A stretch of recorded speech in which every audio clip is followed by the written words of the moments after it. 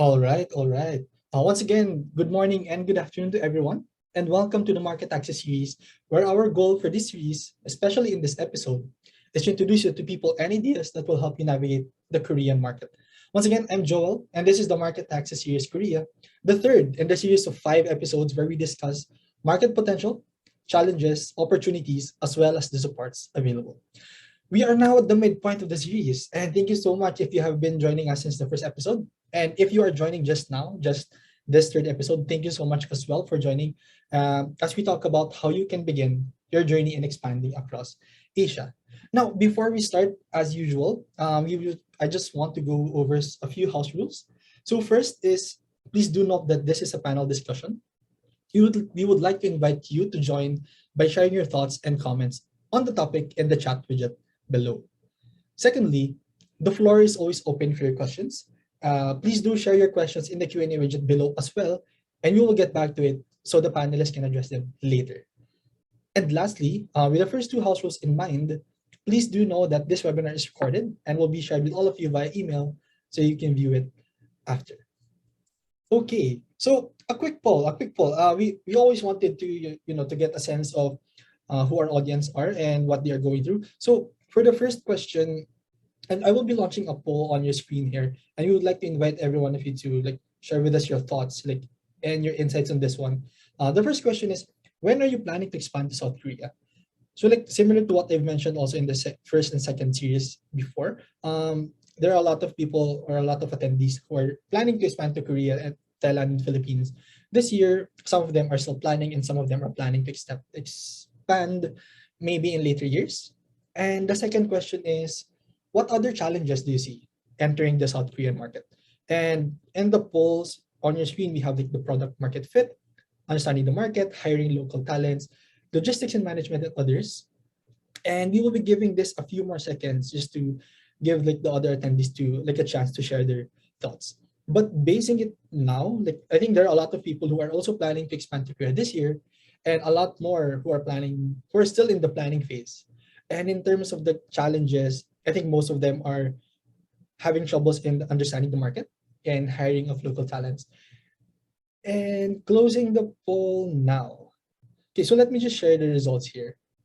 Yeah, so I think this is a really interesting results now. We have a lot of people planning to expand to Korea this year. Most of them are having troubles understanding the market and hiring of local talents, which is really amazing because this is what we are going to touch on for this year. For this webinar. And okay, now that we have that out of the way, once again, thank you so much everyone for sharing with us your thoughts and for joining our session today. And now I would like to turn over the floor to our moderator. So our moderator is Dennis Poe, and Dennis is an experienced director with a demonstrated history of working in the government administration industry, skilled in accounting, tax, corporate legal, corporate structure advisory, corporate governance, and cross-border structuring matters. So everyone, please help me in welcoming our moderator for today, the CEO and founder of Legacy, Mr. Dennis Poe. Hi, Dennis. Thank you, Joel. Hi. Hi, Thank you. how are you? How are things in London?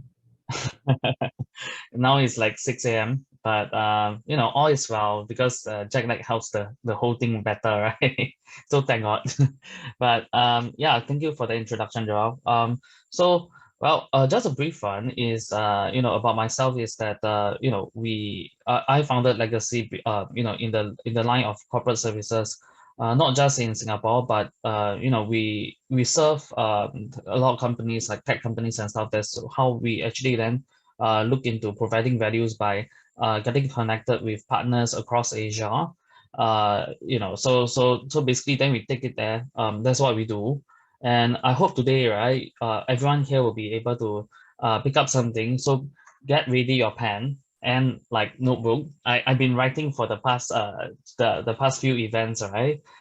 And there's a lot of learnings you can get from here, right? So before I go further and start the panel discussion, I like to introduce the panelists first. So I'm going by one by one, and that so for the panelists, I will introduce you, and you can do an introduction about yourself and what you do, and also what your organization do. And lastly, right, a simple question. I know it's coming Easter holiday, right, for some of us. So just want to find out like what is your plan for the weekend? Yeah. So shall I first start by introducing Mr. Bonhi Gu? He's the director of Invest SEOUL, or SBA as known. So Bonhi, are you there? Great. Hi, Bonhi. Yeah. Hi, good afternoon. Can you hear me? Yes, loud and clear. Okay, yeah, nice to meet you. My name is Bonhi, and I'm a director of Investor Seoul. First of all, I want a quick introduction of my organization. So actually, Investor Seoul is a foreign investment promotion agency, which is established by the Seoul Metropolitan Government. Actually, we promoted the investment environment of the Seoul, make it is very attractive. So we are connecting the foreign leading global company into Seoul's promising small ventures or small and medium-sized company. So if you have any questions or regarding and the environment of the Seoul circumstance, it's very happy to tell you all of the related issues. Thank you. Thank you, Bonhi. But by the way, quick one. So what is there anything you're looking forward for the weekend? For the weekend? Yes. No, nothing special. Nothing special. I see. Okay. Okay. Then next I would like to introduce the next panelist. So that will be Mr. Jung-hee.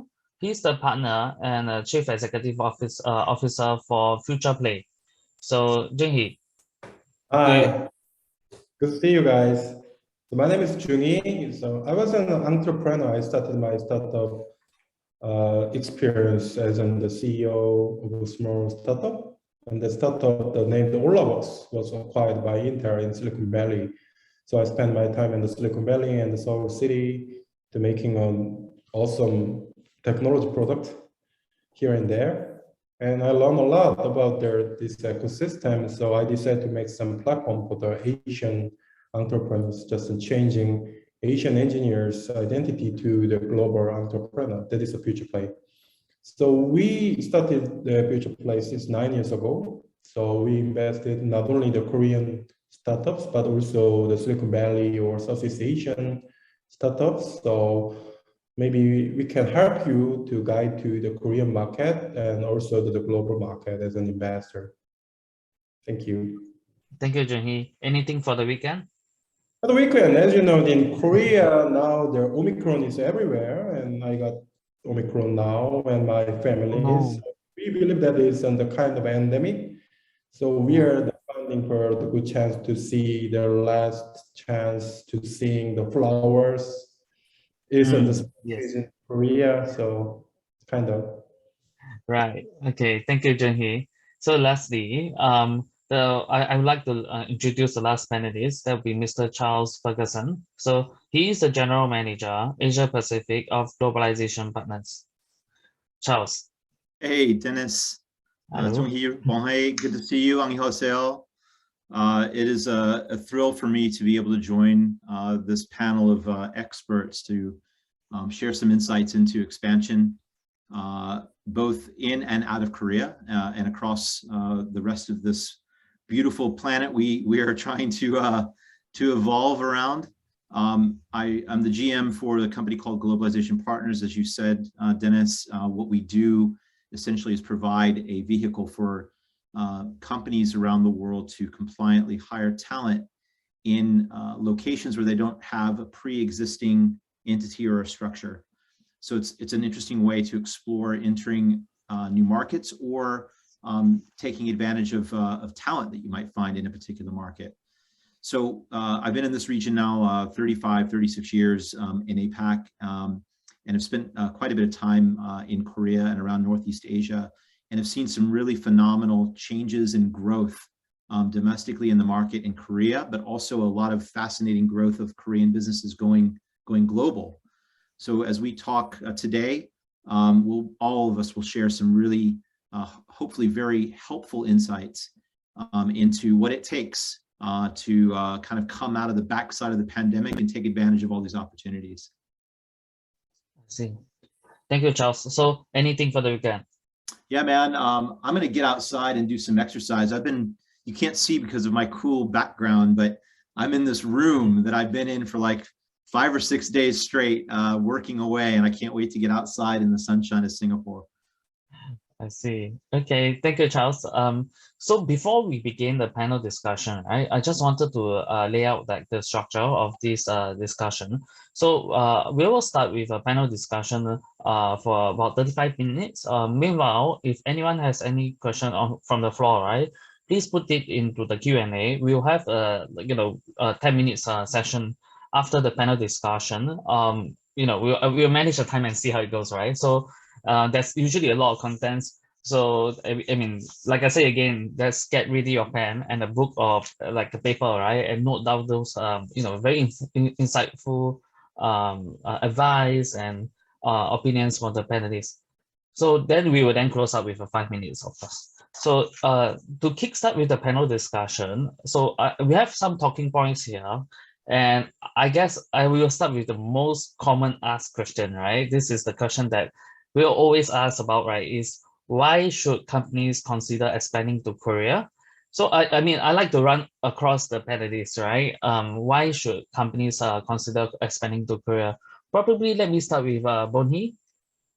Bonhi, do you have any comments about this, about the thoughts about this? Why should company expand to Korea? Well, I think the Korea has many advantages for the foreign investors or the foreign company runners, because according to our some statistics, so Korea is symbolized as an innovation leader in the world.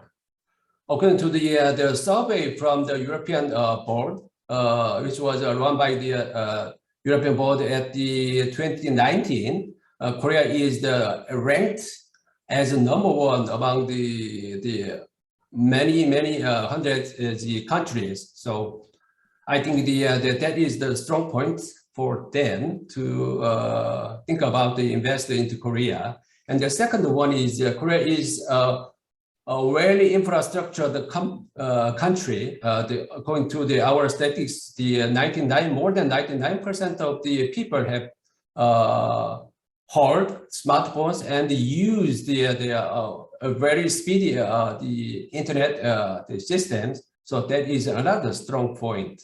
So as for me, that is the two strong points for the expanding business into Korea.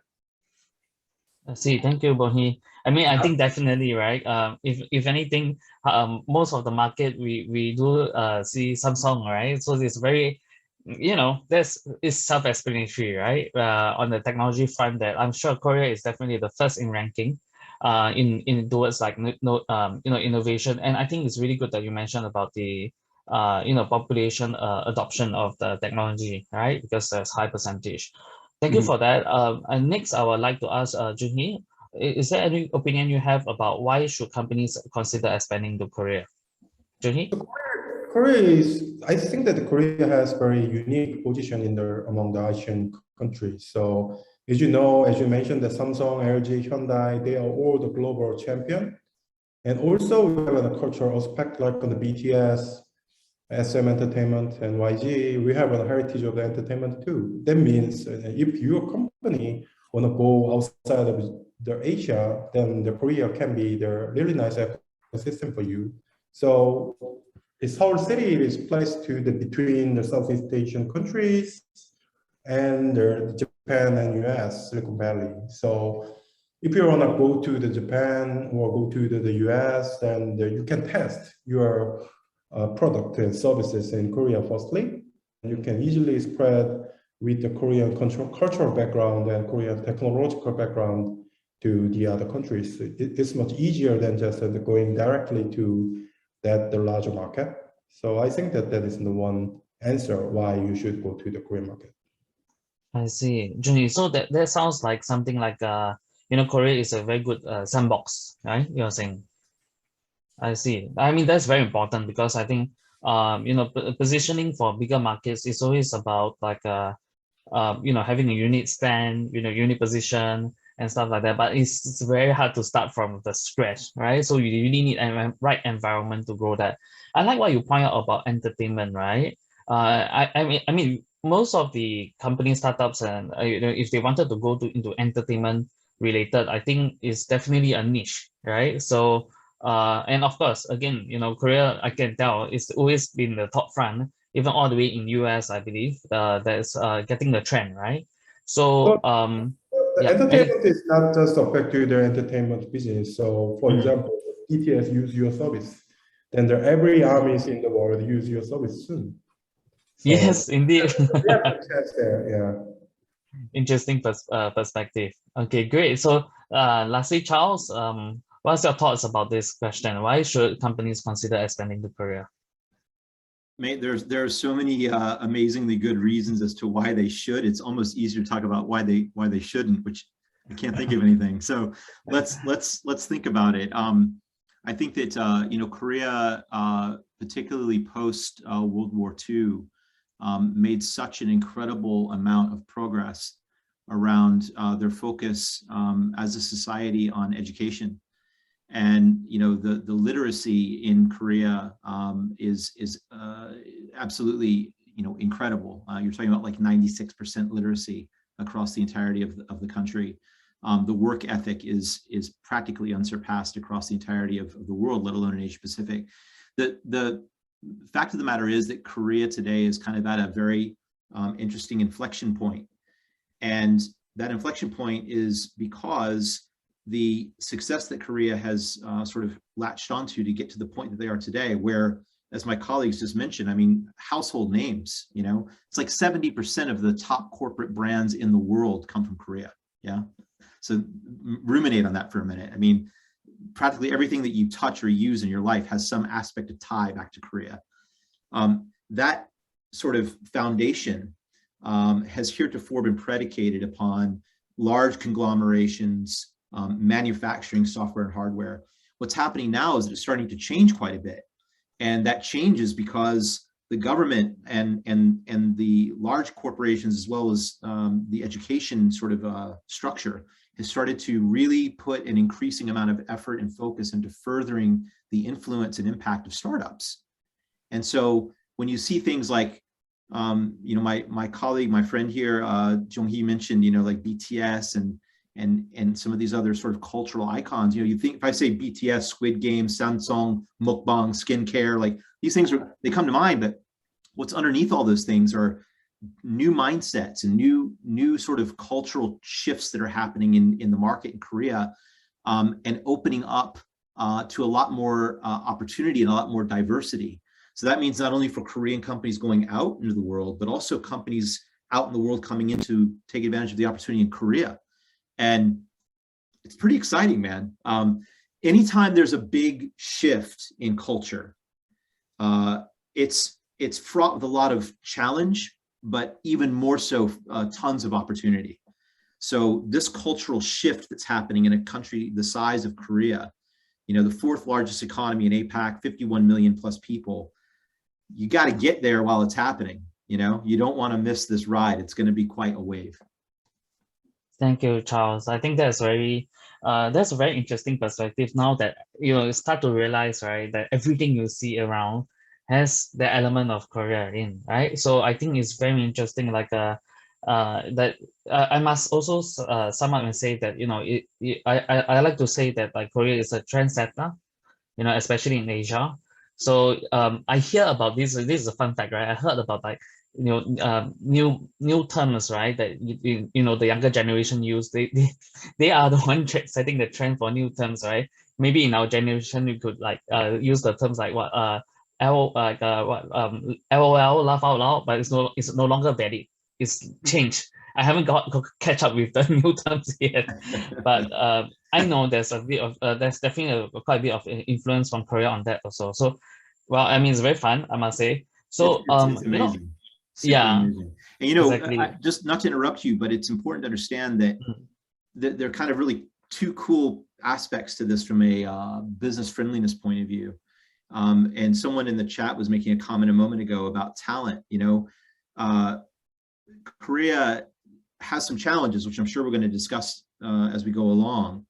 But in terms of the business friendliness of the environment, I think Bonhi mentioned, it's ranked #1 by Bloomberg on the Innovation Index for 2021, like #1 in the world. In fact, that's the 5th year in a row that Korea has been ranked #1. And that's beating out countries like the United States, Australia. I mean, this is very significant. Additionally, it is ranked the 4th easiest country in the world to do business. And probably from my point of view anyway, even more interesting and more important is that it's #2 in the world for human capital. So you think about that, the impact of that. That's according to the Wall Street Journal, by the way. So, you can get statistics from all over the place, but that's a pretty relevant statistic, right? So the amount of talent that's there, particularly around research and development and technology and general roles related to innovation, it's a very fertile environment for startups and for scale. Sorry to interrupt, but I just wanted to throw that out from a talent perspective. It's important. Yeah. Thanks, Charles. I mean, those are very important statistics points. Usually getting up from market access series, this is one of the best things, right? It does help the startup to formulate their pitch even, right? They have to pitch to their stakeholders. Oh, I'm going to Korea. Why? You're going to this, right? So very useful points. So panelists, I wanted to revisit the point about the poll. I know someone asked like how many people actually answer the poll, right? But I wanted to bring about the percentage and just look at it again, right? We do see when we talk about when to go to expand to Korea, we see majority percentage like 55% still planning. And also the challenges is actually 55% on understanding the market, right? If you focus on that, right, you think about it, I think there's a certain, relationship between these two, right? That the audience here wish to, I think, they're struggling also to understand the market. And that's why they need more time to plan, right? I think, of course, this is a great opportunity that we have today, this session, because, of course, we have the experts here, right? So talking about that, with that angle, right, I wanted to start highlighting about like business opportunity. So I wanted to ask about what are the business opportunity available for startups expanding to Korea, right? Because I think we do have quite a bit of audience usually coming from the tech scene, looking to expand. So I did like to put a question to Jung-hee first. Yeah, Jung-hee, to you. I think we have on the 3 chances here. Number 1 is endemic. So I think that there's Korea, Seoul is in the first city to just declare end of pandemic. So we do not do any shutdown since the pandemic started. It's the unique country. And also we are now suffering the Omicron, but everyone believes that it's on the end of this pandemic.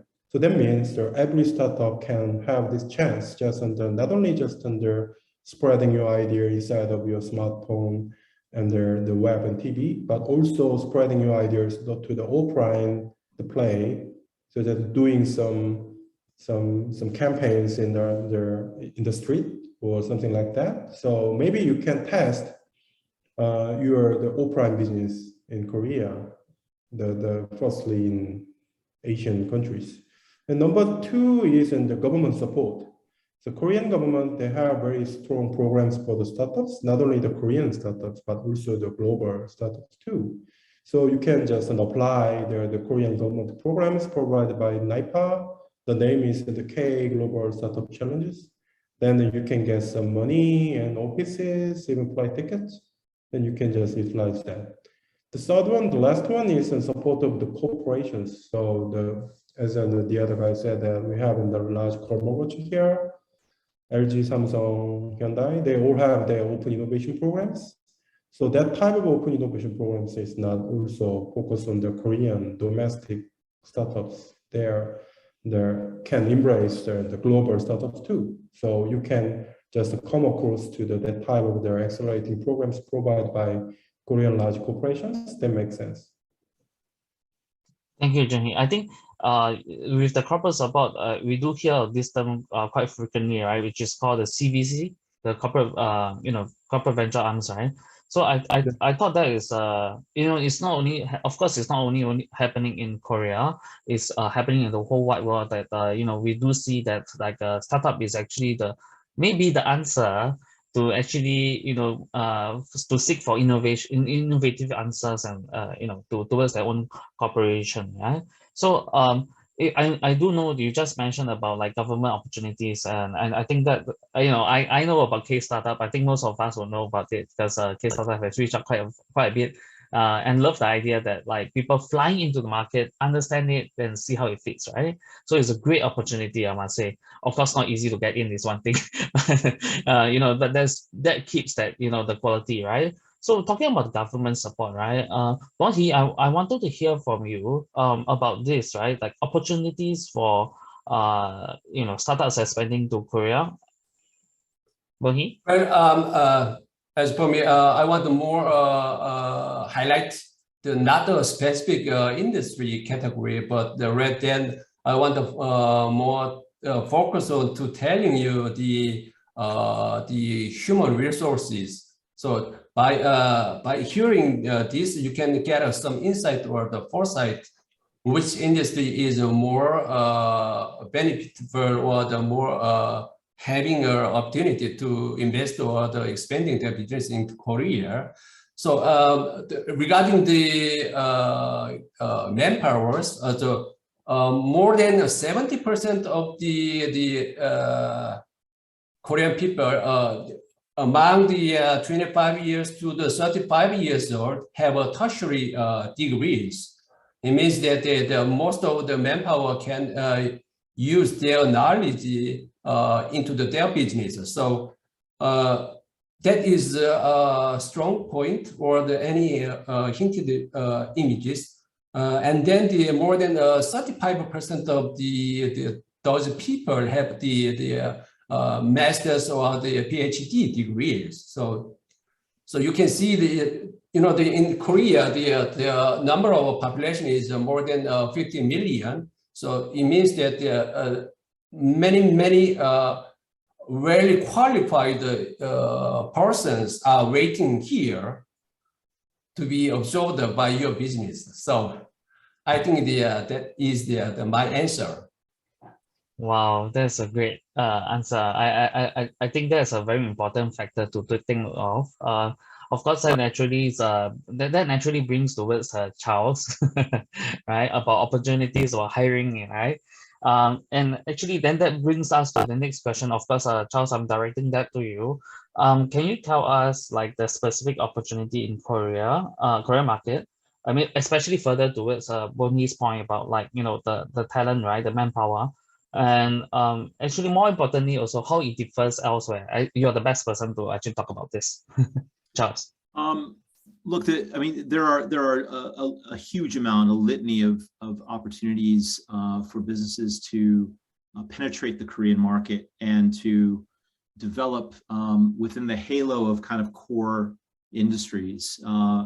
The services sector is one of the largest and fastest economic sectors developing in Korea. I think it's certainly well over 50% of the GDP and employs 70+% of the population. So that's things like department stores and chains and supermarkets and things of this nature. But when you think about that, it's not just those particular verticals, it's the industries that surround those verticals that are so fascinating, because you can bring really cool, innovative, disruptive technologies into that ecosystem to create new efficiencies and new adjacencies and perhaps even new categories, and use Korea as a test bed, not only to tackle one of the most innovative and fascinating markets in the world, but to sort of incubate from there and expand out, right?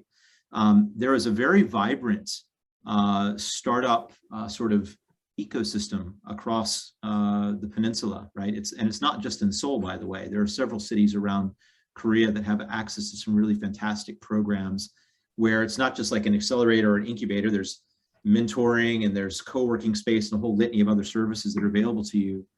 I would suggest that the export industry, Korea is the 7th largest exporter in the world. And all the ancillaries around that from an export and logistics perspective. Clearly, there are huge amounts of sort of, we'll call them heritage industries, right? Like automobile manufacturing and shipping and things of this nature.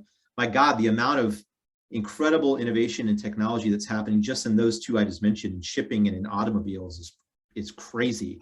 And to give you a perfect example, I mean, I'm sitting here in Singapore, and I think it was 2019. They made the announcement in 2021. I think it launched. There's a government sponsored program from Singapore to from Korea to Singapore, fostering startups to come into the Singapore market, and vice versa, by the way, to create new innovations and new startups in things like, you know, logistics, autonomous vehicles, smart cities, shipping, things of this nature.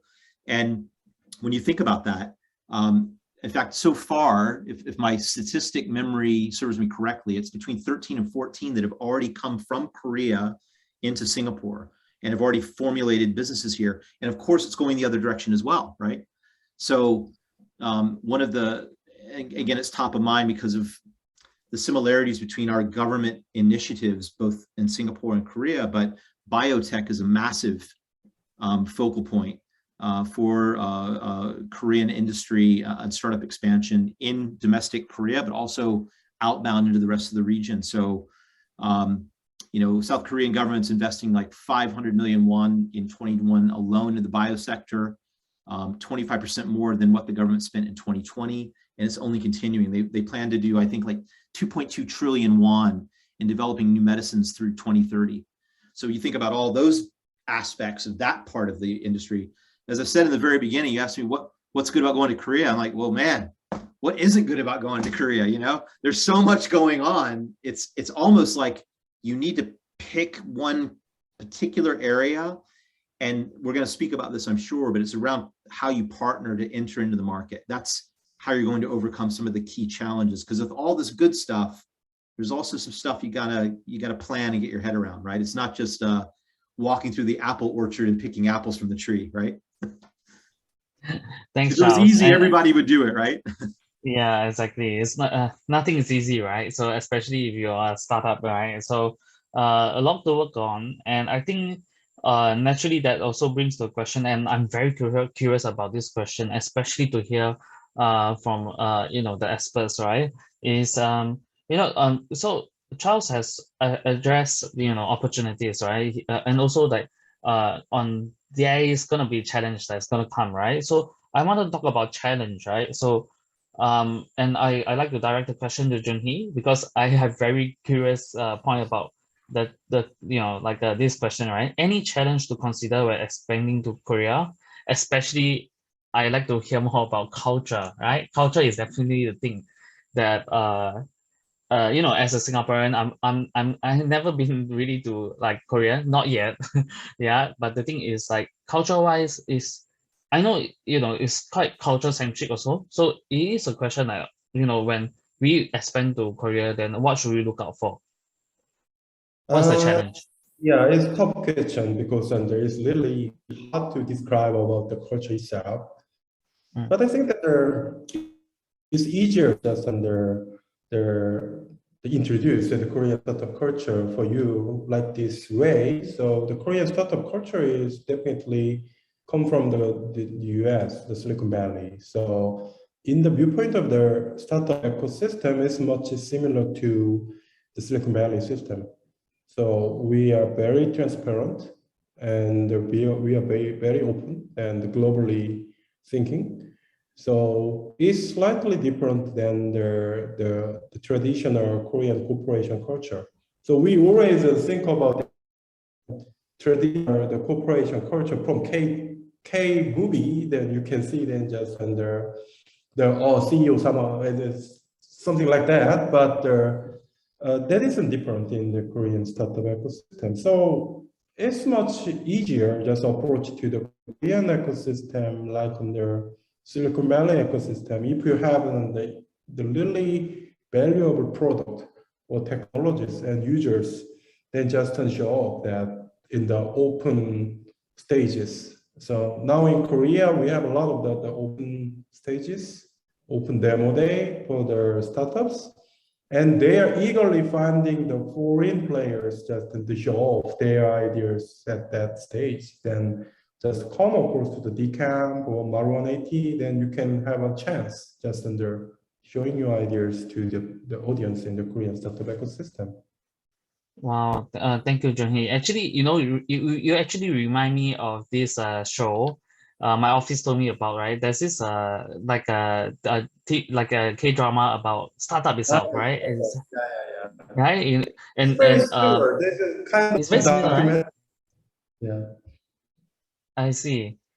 Yeah, I think that's great because I mean, I mean, the thing is, what we know of the culture in Korea, we might actually place them to be like a placeholder for everything we see in Korea, right? But not in the case, as you say, that in startup it is actually very Silicon Valley style, which I think, of course, it's sort of like a bridging point for people to understand. Oh, you can actually go into that, but I think that is a very important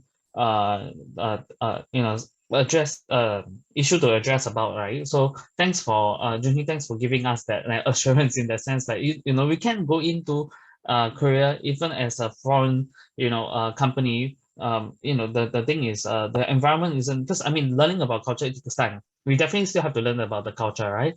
And that will bring to the next question later. But the thing is it's very important to have a good starting point, and I'm very glad the Korean market actually have that opportunity for us to go in like that, right? So that's a very good point. So I wanted to bring to Bonhi, like any other challenge you consider that the companies may face when expanding to Korea, Bonhi. Yeah, I think Korea has the excellent investment environment for the foreign investors, but there may be some challenges. Actually, just before Mr. Liu said the corporate culture. But in addition to his opinion, I want to add a little short one. Actually, nowadays I don't know exactly what is the reflection of all the image of the K corporate culture. I want to say the K corporate culture. But nowadays, there's no that kind of things in the startups. And also, as I worked in the big size company, which is a commercial bank, more than 3 decades. So looking back the years of my junior days or the senior days, so yeah, actually the culture has been changed totally, even in the bigger size the company. Like Hyundai, or I think that the situation is almost the same, because nowadays the young generation can speak about their opinion freely, and they want to more focus on the fair evaluation system. So we are changing rapidly. So I think the images of the K-drama reflects on the 10 years ago, or more than 10 years ago, I think. So that is my point. And regarding the another challenges, so I want to tell you the legal system, or the small types of the red tape. So for example, there are some cases of the country's legal system cannot keep up with the innovative technology. Actually, the innovative technology means the change too fast in nature, right? So sometimes new business may have to wait until the licensing regulation or the change of the laws or the guidelines. So sometimes it's kind of harder to overcome. So one good example is it's Uber. In Korea, the Uber is a mobility service provider in the world, but it's not easy for them to carry out their business in Korea due to traditional companies says no Uber in Korea. They said, the taxi drivers or the taxi companies have a strong protest on the adoption of the Uber system. So it's not easy for the new business models, not only for the startups, but also for the, a little bit bigger size of the company, which has new types of business model, it's not easy. But that is the sort of a kind of challenging. And I think the language issue is another problem. Still, the Korean English is not the Korean official language. So all the documents you have to submit to the public office shall be written in Korean. So it means that you have to hire Korean personnel. Actually, you have to hire Korean personnel to run your business into Korea. But for the foreign investors or any CEO of a foreign country who want to start a business in Korea is somewhat a little bit difficult to understand the Korean language. So all the documents shall be understood easily, but unfortunately, those documents is written in Korea. So that is another hurdle or the challenge, I think. Yeah, that's it. Bonhi, thank you. Like, just it does reminds me of the recent work that I did. I handled like for a startup that a Korean investor invested, and they had to translate everything. They have to translate the corporate documents and stuff like that. But I must say it's quite fast, because I wasn't expecting it to be fast also actually, because I thought some places like emerging markets, right? Like I'm not comparing, but different places, right? The documentation, translation, and even like official signing, right, so that it can be adopted in another country is quite slow. It can be months, but Korea, it was very fast. I mean, I asked for it and they like, nah, here, this is a fresh copy. I said, wow, that's fast, right? So I thought, by the way, Bonhi, thank you so much for actually sharing about your the corporate culture that you have experienced, and share about the changes. I mean, I guess Korean drama is gonna be a drama because it got to be spicy, right? So he has to grab some of the old school stuff inside, but the changes is happening, and that's very comforting to know. And I think that gives us really more assurance also. So thank you for that. So the next question is, since we've been talking about like challenges and we talk about opportunities, I really want to bring to the point about like technology, right? Because it's the #1 thing in Korea. So I thought of asking Charles about it, right? You talk about expanding into new markets, and speed is actually very important, right? Speed is critical.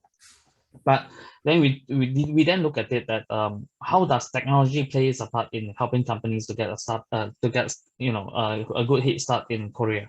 Charles? Look, I mean, technology, as we all know, I mean, it's a tool, right? So before you go in with a preconceived notion of how you're going to leverage a tool, it's good to have a plan, right?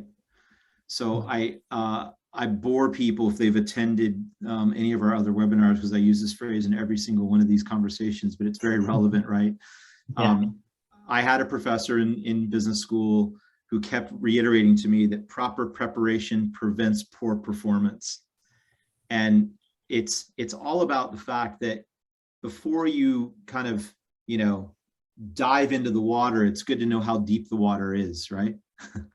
And I think that to the points that my esteemed colleagues have made here around, for example, language, before you kind of think, oh, I'm going to go in and start, rolling out my my marketing materials and my contracts and all these other aspects, you have to localize first to be effective.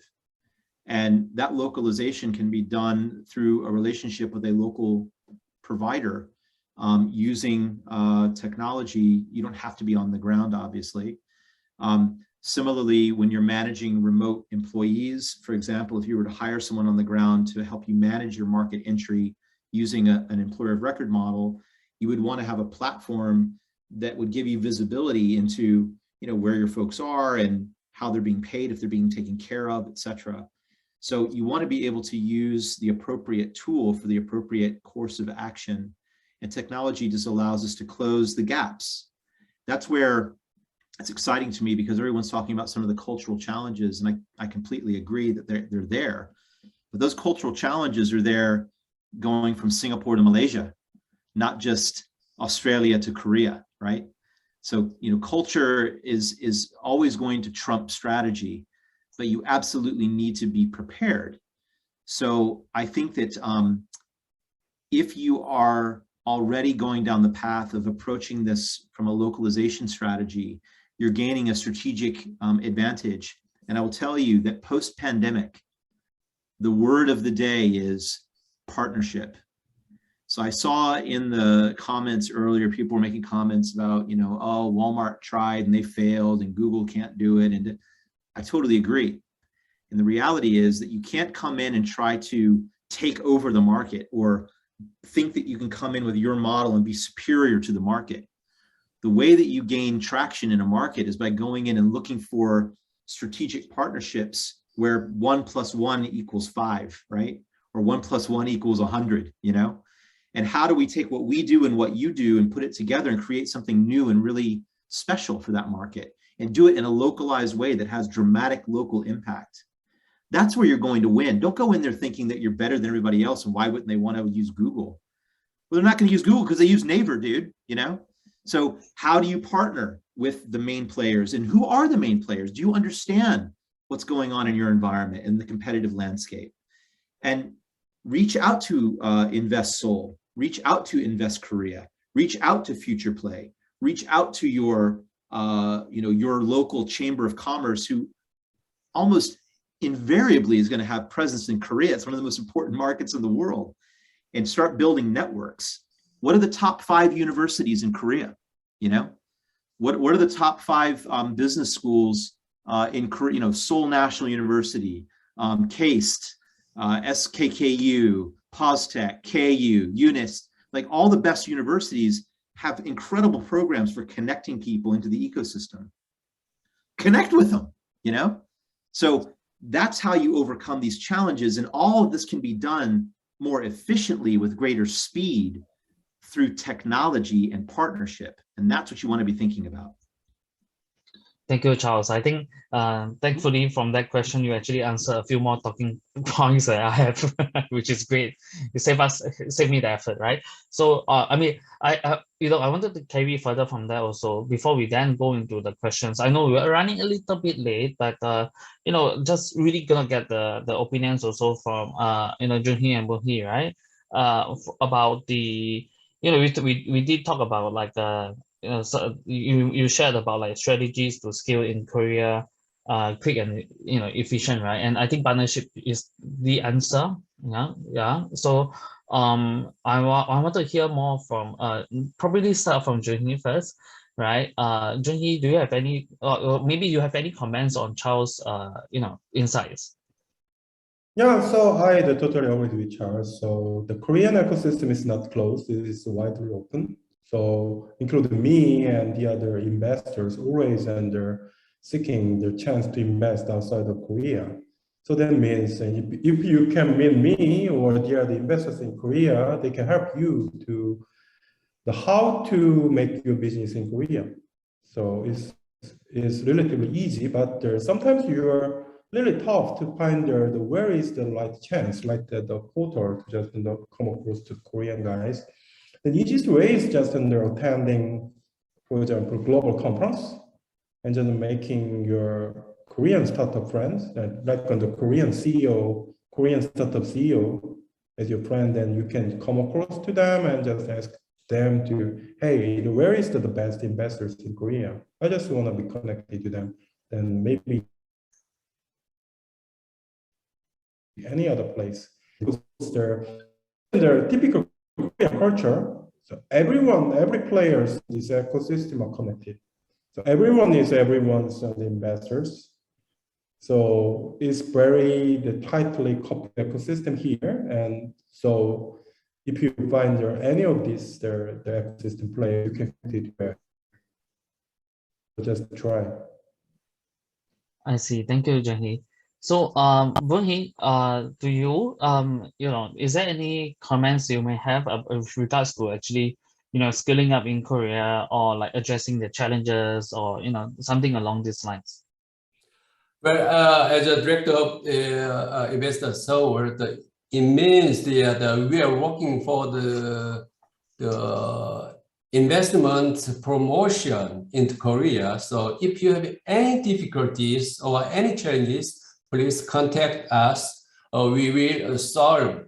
I know that there will be many difficulties, but I also know that any difficulties can be found any good solutions. So we can give a good solution. We are the service provider and we are government agents. So from the administrative things to the financial aid, we can be a good support for any businessman who want to expand their business into Korea. That's it. Okay, thank you, Bonhi. I think that's also very great. I mean, you guys are opening your arms for anyone to come and ask questions. I think that's going to be very helpful for the audience. So so I'm closing out on the discussion. We will be starting our Q&A. I try to address as much as we can. So I start from the first question, right, from the Q&A. I know we talked about the challenges about doing business in Korea. Of course, the question is, what is the biggest challenge, right? I think it's about ranking in a sense. What is the biggest challenge that the business may face in Korea? Maybe let's take it from Jung-hee. You want to throw something here? Like, what do you think is the biggest? Biggest challenge is competition, because the Korean startups are really strong. So even the Google is not the #1 search engine here, and there are no Uber. There is Uber, but there's a combination from the Korean existing corporations. It's a half Uber. So typically even the global giant, they cannot beat the Korean champions here. Nice. So the easiest way is just to think differently. So just not competing with the Korean competitors, but just bring your original ideas here, then you can win. Yes. And sometimes the global players, they just want to just win the Korean competitors, but they have their reason why they are #1. So just the easiest way is just finding their empty space and just entering them. That is an easy way. I see. I think this something along blue ocean strategy. It sounds like that, right? Finding that blue ocean, right? So guys, remember that is a very useful book if you're looking to Korea. Okay, so I think that the first question is answered, and the next question, Charles, yes. The question to Charles, right? Considering it's pretty complicated to set up entity in Korea, what's the best way to assess the market in your opinion? Well, look, setting up a business is always going to be complicated in any market, Yes. Seoul is one of the, I mean, Korea generally is one of the easiest places in the world to do business. But compliance is very dynamic in Korea. Even local advisors sometimes will have a challenge to nail down exactly what's changed within the construct of, like, for example, employment law. So you do want to be very conscientious and cautious as you start to do your hiring. My opinion, for what it's worth, would be, before you set up a structure and invest all the time and the money and the effort to legally and compliantly set up, which you should do ultimately, I would test the market, and I would test the market with a local talent to ensure that you have a great lighthouse and a shepherd to take you through the valleys of challenge you're going to go through. And the best way to do that, at the risk of sounding like I'm selling, is to use a model like an employer of record who compliantly hires on your behalf. And then you test the market out, it starts to feel right, you see product market fit, and then you execute. You go through with your more formalized strategy around establishment, et cetera.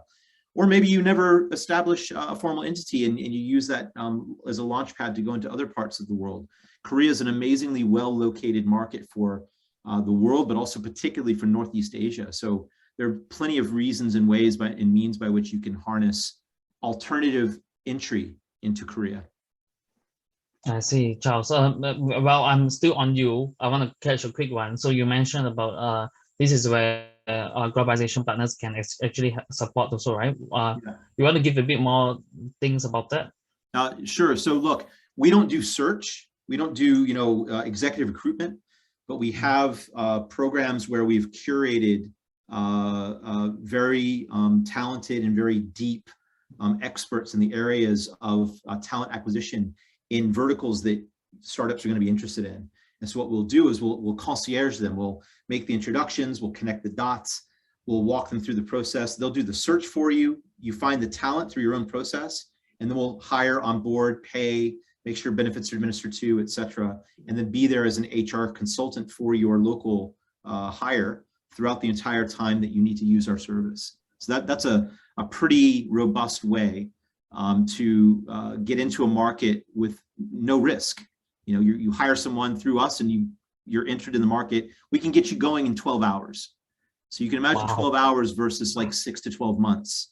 And the critical component here, and my colleagues would agree, regardless of what you're thinking about, the key performance indicator is TTV, time to value. How fast can you get into the market? But as Jung-hee mentioned very well, don't go in there with the mentality like I'm going to dominate Korea by myself. You've got to have friends. You've got to have partners. Invest SEOUL and Future Play, perfect examples. Thank you, Charles. So I'll bring to the next question. This question is, I think we addressed this already. A little fast-fetched, but what does the startup scene look like? I think we answered this a bit like Silicon Valley, as we, Jung-hee has helped to further, reaffirm on that. I couldn't think of the K-drama name, but yeah, thanks for the, the participant to actually say, yes, it is startup. Yeah, literally the name of it. Charles, have you watched it already? Yeah, I've seen it, man. Oh, really? I've seen it. I haven't watched the entire thing. I haven't binge watched it, but I've seen it. I have to bone up on my Korean dramas. Yeah. Okay, so I'll take that's answered then.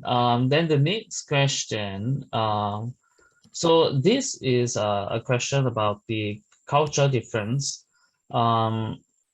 How do you best deal with it, right? I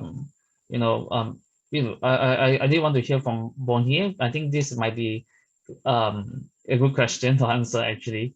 How do you deal with like cultural difference, right?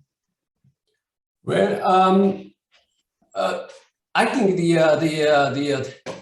the foreign people have some bad images on the Korean culture because sometimes it's too strict because the Korean is the society of Confucianism, but nowadays it's very changed rapidly.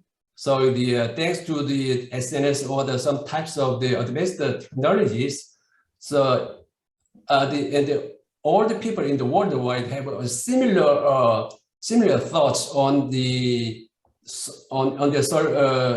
solution, and the way of thinking is almost the same. So I want to tell you not to be afraid of the differences of Korean culture. So that is the a little bit more get some relax on you to invest in Korea. Yeah. Thank you, Bonhi. Okay, so I think I'll bring to the next question. Wow, this is quite a bit of the things here.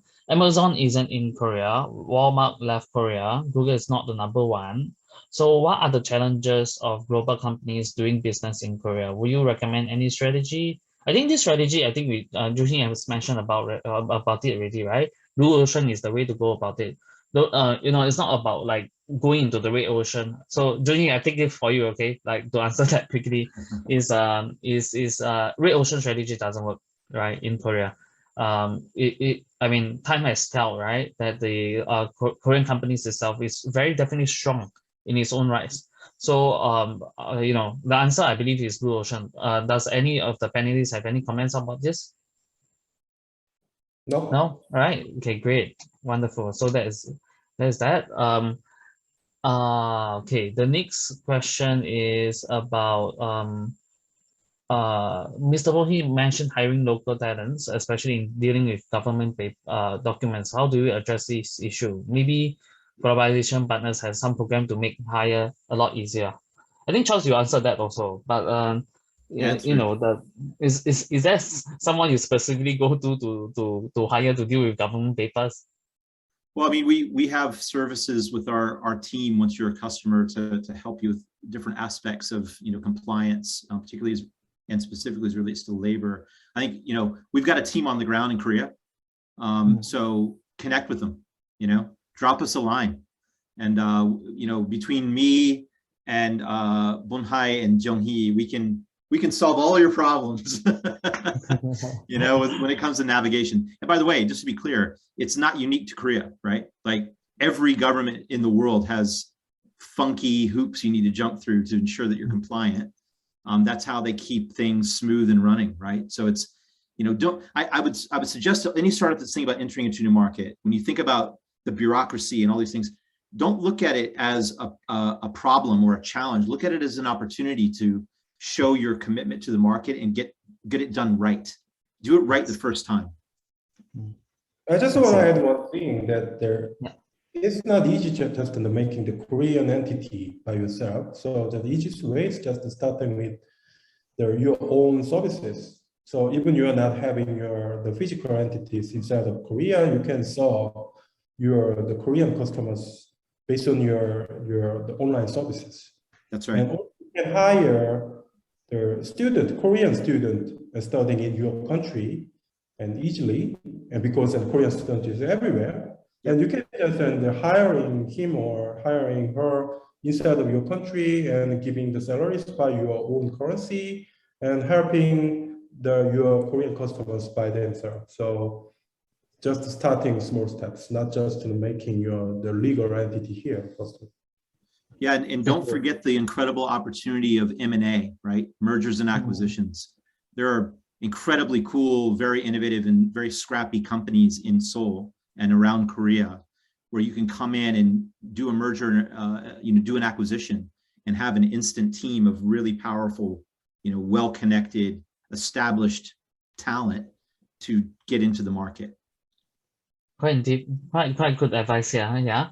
So I think that will answer that. I need to close up the Q&A shortly. So of course, before I go there, okay. So the last question before 2 p.m. right was William's question. I think Jun has answered about it. Whether is it possible to partner with Kakao and Line? Yes, that's possible, right? Reach out to you, talk to you about it, right? So I think that's great. So I need to close off the you know, the Q&A already. Of course, if there's any questions that you know, the floor want to reach out to the panelists. So for the panelists, how would you like to be connected? Like I know Jun-hee, you shared your email address, right? And Charles, you share your email address or LinkedIn, and I think you can find Charles. Now I'll flick my stuff into the chat window right now. Wonderful. Yes, and then for Bonhi. Yeah. How should the floor look for you? I think I saw the Goodman Khan has been doing a lot of work. Yeah. He already said yes. And if you have any interest, please type the investor SEOUL and you can connect us. Yeah. I see. Okay, thank you for that. Yeah. By the way, just a side comment. I really like how Goodman Khan has been doing all this sum up and like pointers and stuff like that. He even put in support, you know, like a statement and stuff. Like amazing colleague you have, Bonhi. So appreciate him. So then the thing is, now we should be closing up the session. So I wanted to get like the closing statement from each of the panelists, starting from Bonhi, you know, to Jun-hee, then lastly is Charles, right? So you know, is there anything you like to share as a final, like, you know, insights, advice, or comments that you have for the audience today? Bonhi? Yeah, it's a great chance for me to introduce what do we, and if you have any interest to invest into Korea, please contact us. We will give more benefit than you expected. So there's a variety of packages to help to assist your expansion in Korea. So that is my final statement. Thank you, Bonhi. So Jun-hee? Yeah. So As I mentioned, that Korean startup ecosystem is widely open. Please come across any other place in Korea that we always welcome you. Thank you. Wow, that's again open arms, right? Wonderful. Charles, to you. The last thing I'll say is that, we all fear that which we do not understand. And I realized that one of the big requests in the poll was like a deeper understanding of the market. So gain that understanding by finding great partners. And I think all of us have been more than open in stating that we want to partner with you guys to help you navigate the opportunity. So reach out and let us be your guide. Thank you, Charles. And I think also to sum up, right, from my end, right, is that throughout the different market series, market access series, right, I mean, of course, until COVID gets better, the situation gets better in Korea, just head to the country, right? Just fly in, meet the panelists. You can arrange an appointment. Go around, see around, you get the best out from being at the market per se. Just like how I am actually like currently in London, right? Like get to see different things, like wow, like eye-opening, right? So I must say that this is usually the advice we give, like Charles also gave for the other market access series also. So thank you panelists for this. I wanted to also thank you E27 who have arranged for this amazing panelists to come and share with us their expertise. It's almost very difficult for this opportunity to come by. So Joel, just thanks so much for organizing this. So I'll hand this time over to you, and I think he was going to be doing some closing also. Joel, please. Yes, absolutely. So once again, Dennis, thank you so much also for joining us in the panel discussion, and also thank you so much to our panelists. And there's a lot of things that we can highlight in this discussion, and I'm really happy to know that the session is recorded, because there are a lot of insights that are ready to be heard again after this session. And just a reminder to our audience, we will be sharing the recording with you. And it's really amazing to hear how Globalization Partners can help in hiring talents, tied up with the openness of Invest SEOUL and Future Play. And as mentioned also by Mr. Bonhi and Jung-hee, is that making connection and friends is one of the most important factors, especially entering the market Korea. So once again, thank you so much, Bonhi, Jung-hee, Charles, and Dennis, for the very, very insightful discussion. I'm sure everyone who joined us here today learned a lot. And before we end, during the panel discussion, the panelists mentioned that one of the challenges in expanding is looking for talents overseas, and how technology can play a great role in solving this. So we would like to share with you the QR code on your screen on how global workforce management is made easy. So to know more about this, please feel free to scan the QR code on your screen or click on the link in the chat box. And once again, thank you so much for joining our event today. And as mentioned, this is the third episode of the Market Access Series 2022. And to know more about the Market Access Series, feel free to hop into e27.co/events to know more about our future projects as well. And there, I keep saying thank you. Once again, thank you so much for attending. To our panelists, to our moderators, thank you so much for the very insightful discussion. And I'm looking forward to seeing you all in our fourth episode. Thank you. Bye. Bye, everyone. Bye-bye. Thank you, everyone. Enjoy the rest of your day.